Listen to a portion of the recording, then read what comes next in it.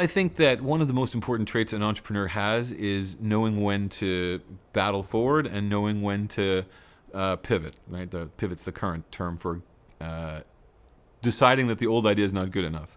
So I think a key part of being an entrepreneur is knowing when to pivot and knowing when to shift and knowing when to get into a lot of things and knowing when to focus laser-like. I think it's kind of three things. First is broadly analytics. It used to be very common for software products and services to produce data for you, right? You would get raw information. We used to buy databases and middleware, and we used to buy visualizers, right? You'd buy these things separately. The problem is knitting all of that together, right, especially in a best-of-breed type approach, it takes a long time. What people want today is the answer. Give me the list of documents, the list of customers, score them. They want the actual output, not just the material to do it. And companies have changed in the same way that we no longer necessarily maintain large vehicle forces, or that you pay someone and employ someone full time for every task that you perform in the company, right? So certain functions get outsourced. Similarly, in the analytics function is we don't care about the specific tools and components. We want the answer, and we want more answers, and we want a much faster pace of achieving answers. Whereas 10 years ago, it may have been very typical for IT to say, oh, that analysis, that report will take a year, and it would be a very reasonable approach.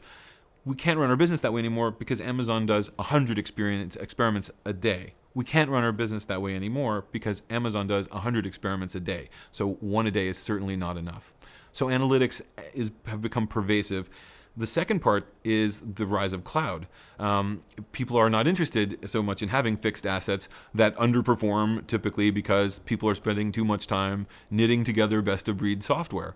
They would rather have a cloud service. And indeed, one of the biggest trends amongst my client base, which tends to be large enterprise, they're all interested in migrating to cloud, right? With the exception of certain very critical data types that they have to maintain governance and accountability over. The movement is heading towards cloud. And the great thing about cloud, think of it from a software perspective. All of a sudden, I don't have to worry about deploying on arbitrary hardware or software platforms, right? I control the hardware. I can pick a cloud provider and build on top of their infrastructure. I have a much simpler world. So cloud is incredibly meaningful for the business and for customers who make use of it, clients who make use of it. From a development perspective, it lets you be far more agile and produce a lot more value.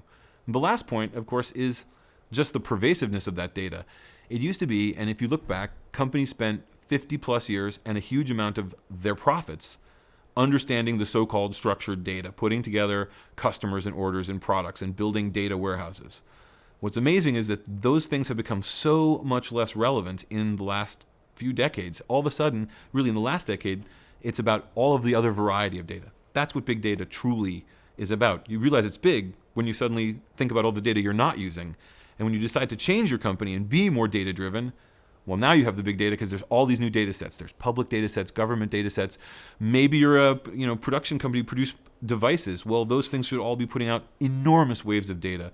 If you do business online, there's a technical sensor in every storefront, effectively, that's producing data. And companies that don't adapt, that don't invest, that don't master this data deluge, this data era, I think, regardless of how much they invest in the first two, they will never survive. One of the exciting opportunities at the Big Data Analytics Conference in Tokyo is first to hear about some pioneering efforts in big data, unique approaches and techniques that have been shown to move the needle.